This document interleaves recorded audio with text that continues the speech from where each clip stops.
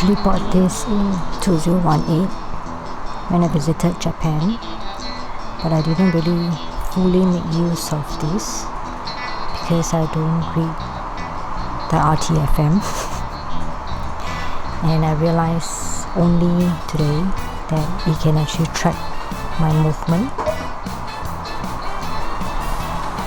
If I can track the movement,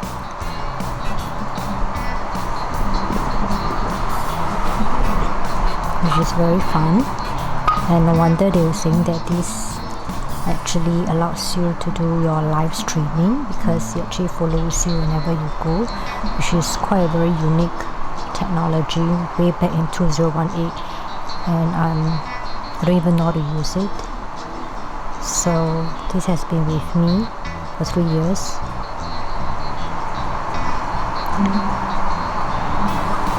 And it's still working very well. So I'm going to make full use of this while I'm waiting for my another gadgets to come from US.